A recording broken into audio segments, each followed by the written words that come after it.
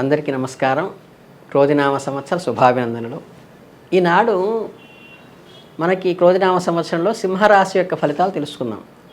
సింహరాశి అనగానే ఏంటంటే మఘా నక్షత్రం 1, 2, 3, 4 పాదాలు, ఉబ్బా నక్షత్రం 1, 2, 3, 4 పాదాలు, ఉత్తరా నక్షత్రంలో ఒక పాదం, ఈ 9 పాదాలు కలిపి సింహరాశి కింద వస్తాయి. వీళ్ళకి ఈ సంవత్సరం ఆదాయం 2 ఉంది, వ్యయం 14 ఉంది. అంటే ఆదాయం 2 ఉంటే దానికి 7 రెట్లు ఎక్కువ ఉందన్నమాట వ్యయం. రాజపూజ్యత 2, అవమానం 2 కానీ ఈక్వల్గా ఉన్న ఇబ్బంది లేదు.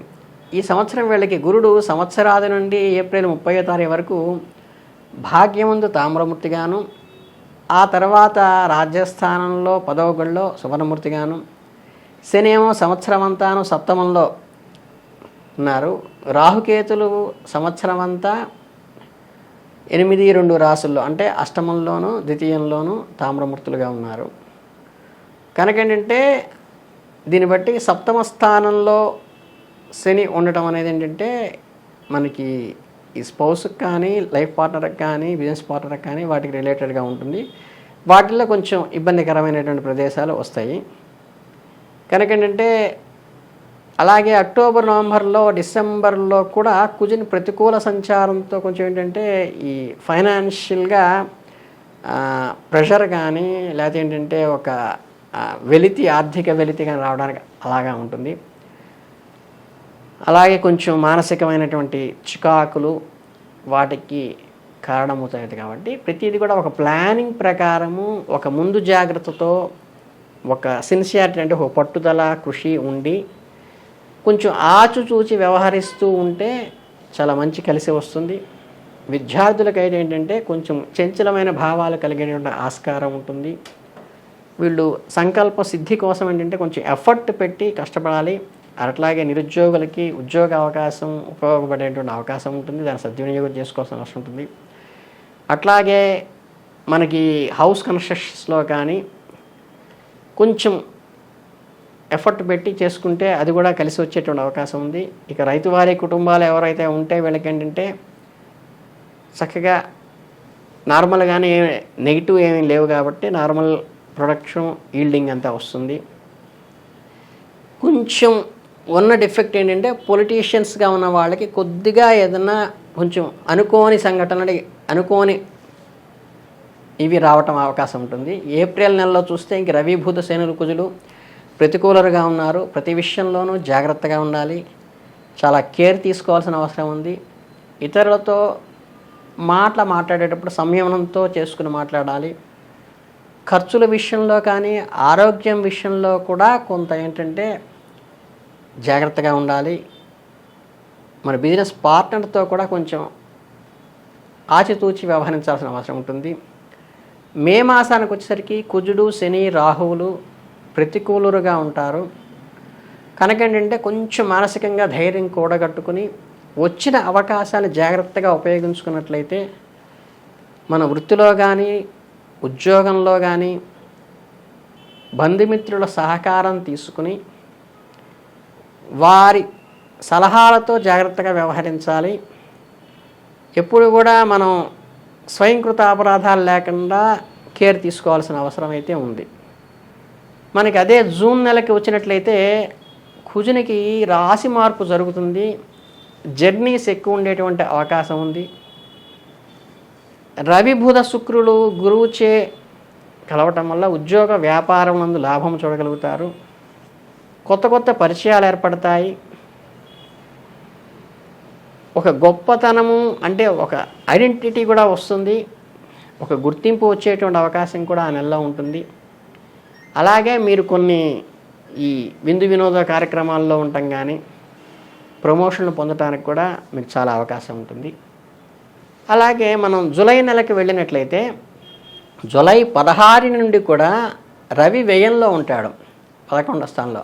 అందువల్ల ఏంటంటే కొంచెం ఈయన పాపి అందులో దీంట్లో ఉండటం వల్ల ఏంటంటే కొంచెం జాగ్రత్తగా ఖర్చుల విషయంలో చూసుకోవాలి. కొంచెం పూర్వార్ధంలో మొదటి 15 రోజులు ఉన్నప్పటికీ ద్వితీయార్ధం నుండి శ్రమకి తగ్గ ప్రయోజనాలు ఏర్పరచుకొని కొంచెం స్ట్రెంగ్తన్ అవుతారు మీరు. ఆ పెట్టేటువంటి ఖర్చు కూడా మంచి శుభకార్యాలకి, ఫంక్షన్స్కే పెడతారు కానీ ఇబ్బంది ఏం లేదు. అలాగే నూతన పెట్టుబడులు కూడా పెట్టుకుంటే మీకు మంచిదే. అలాగే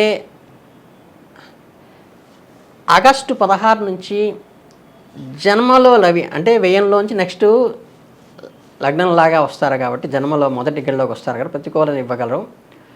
కనుక ఏంటంటే కొంచెం మానసిక సంఘర్షణ కానీ, అట్లాగే ఒత్తిడులు, బంధుమిత్రులతో సహకారము, అవసరాలకి మనం టయానికి అవసరం పడ్డప్పుడు వాళ్ళు ఉపయోగపడలేదే వాళ్ళకి మనం ఉపయోగపడ్డాం అనేటువంటి మానసిక ఆలోచన వచ్చేటువంటి అవకాశం ఉంది. కాబట్టి కీడించి మేలించే విధానంలో కొంచెం వీళ్ళు సహకరించకపోతే నేనేం చేయాలో ముందుగా ప్లాన్ చేసుకుని ఉంటే మీరు హర్ట్ అవ్వకుండా ఉండేటువంటి అవకాశం ఉంటుంది.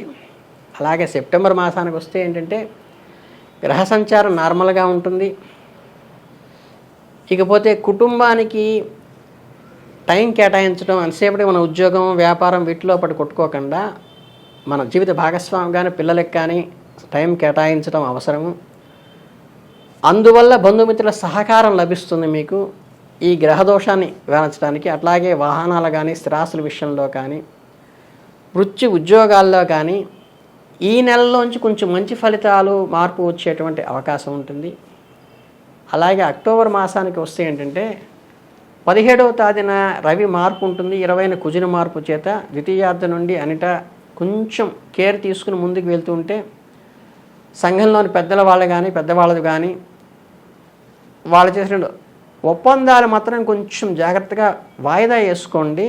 వాళ్ళందరూ సపోర్ట్ ఉంటుంది. బట్ ఏంటంటే ఆచితూచి అడుగు వేస్తే మనకి కొంతవరకు ఆ ఖర్చులు నియంత్రించుకోవటానికి కానీ తప్పనిసరిగా ఈ సూచనలు పాటించాల్సిన అవసరం ఉంటుంది. నవంబర్ మాసానికి వస్తే శని, రాహువు, కుజులు నెలంతా 16 నుండి అర్ధాష్టం వరకు వస్తారు. అక్కడ కొంచెం ప్రతికూలమైన పనులు, పని ఒత్తిడి ఉంటుంది. కొంచెం అంటే వెళ్తున్నది ఏది కావట్లేదే, అన్నీ క్లమ్జీగా ఉంది అన్నటువంటి సిచ్యువేషన్ వచ్చేటువంటి అవకాశం ఉంది. అందుకని మనకి ఎవరైతే శత్రువులు వృద్ధి చెందినట్లుగా ఉంటూ ఉంటారో వాళ్ళని గమనించుకుని సంయమనం పాటించుకుని వాళ్ళతో లౌక్యం నేర్చుకుని వాళ్ళని జాగ్రత్తగా మలుచుకుంటే మనకి కలిసి వస్తుంది. డిసెంబర్ మాసం ప్రథమార్థంలో కానీ వేయంలో ఉన్న కుజుడి వల్ల కానీ కొంచెం దేశ సంచారం కానీ శ్రమలు అనేవి ఉంటాయి. అలాగే సందర్భానికి తగ్గట్టుగా ఏందని చెప్పంటే లౌక్యం ఉండాలి, కొంచెం ఆచితూచి వ్యవహరించాలి. ఎవరైనా కనీసం బ్లేమ్ చేసినప్పుడు కానీ వెంటనే రియాక్ట్ కాకుండా కొద్దిగా సంయమనం పాటించి, అలాగే మనం చేసే ఎక్స్పెండిచర్ని కొద్దిగా లిమిటేషన్ చేసుకుని కష్టపడి పని చేస్తే మంచి ఫలితాలు వచ్చేటువంటి అవకాశం పుష్కలంగా ఉంది. జనవరి మాసంలో 21న కుజుడు వక్రీకరించడం జరుగుతుంది. అలాగే 4వ వాసనంలో ఏంటంటే చిన్న చిన్న ఉత్సాహాలు కలిగేటువంటి లాస్ట్ వారం బాగానే ఉంటుంది. ఆర్థికపరమైన అవసరాలు సమర్థించుకోవడం జరుగుతుంది. మొదటి 3 వారాలు అయితే కొంచెం జాగ్రత్తగా ఉండాలి. చివరి వారం కొంచెం మనకి అనుకూలమైనటువంటి ఫలితాలు రావడానికి చివరి వారమే అనుకూలంగా ఉంది ఆ మాసంలో. కుటుంబంతో మాత్రం ఈ స్పౌస్తో భేదాభిప్రాయాలు కానీ, పిల్లలతో కానీ, తల్లిదండ్రులతో కానీ భేదాభిప్రాయాలు రాకుండా కొంచెం కుటుంబంలో కూడా జాగ్రత్తగా వ్యవహరించాలి బయట వాళ్ళతో లాగా.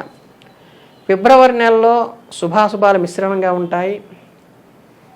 వ్యక్తిగత అంటే మన సెల్ఫిష్ కోసం ప్రయోజనాలు సమకూరినప్పటికీ కూడా కొంత ఘర్షణాత్మక వాతావరణం ఉంటుంది. అట్లాగే మనకి ప్రాపర్టీస్ విషయంలో కూడా కొంచెం ఉపయోగకరంగానే ఉంటుంది. కాకపోతే అందరూ కలిసి, కుటుంబం కలిసి భేదాభిప్రాయాలు లేకుండా చేసుకుంటే మంచిది. రాజకీయ వ్యవహారం చేసే వాళ్ళకి కొంది ఈ నెల అననుకూలంగా ఉండేటువంటి అవకాశం ఉంది. మార్చి మాసానికి వస్తే గ్రహ సంచారంలో 2/3 మెజారిటీ బాగానే ఉంటుంది. మనకి ఆదాయం లేదే, డబ్బులు అందుబాటులోనే ఉన్నాయి, టయానికి అందుబాటులో ఆ టయానికి సరిపోయినంత వచ్చి గౌరవ మర్యాదలు కూడా కొంచెం ఇంక్రీజ్ అవుతాయి. చిన్నటువంటి కోరికలు ఏమన్నా ఉంటే చిన్న చిన్న ప్రాజెక్ట్స్ అవి ఫుల్ఫిల్ చేసుకుని వాటికి లాస్ట్ పెండింగ్ పేమెంట్స్ ఏమన్నా కూడా అవన్నీ కూడా మనం సాటిస్ఫైగా చేసి మనం అప్పుల నుంచి బయటపడే అవకాశం ఉంటుంది. మఘా నక్షత్రం వాళ్ళకి సంవత్సరం అంతా కూడా గురుడు పాపిగా ఉంటాడు. శని రాహు కేతువులు వీళ్ళు శుభంగా ఉంటారు కాబట్టి ఆ గురు దోషానికి దక్షిణామూర్తి స్తోత్రం కానీ గురు పూజోత్సవం కానీ అవి చేసుకోవాలి. తర్వాత పితృదేవతలకు ఆరాధన చేసుకోవచ్చు.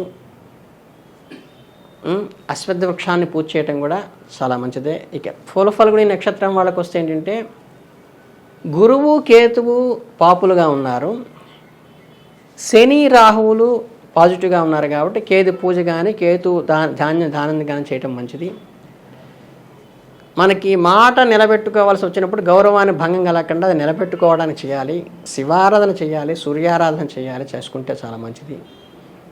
ఇక ఈ సంవత్సరం ఉత్తర ఫల్గుని నక్షత్రం వాళ్ళకైతే కనుక గురుడు కొంచెం పాపిగానే ఉన్నాడు సంవత్సరం అంతా. శనికేతువులు సంవత్సరం అంతా శుభులుగా ఉన్నారు.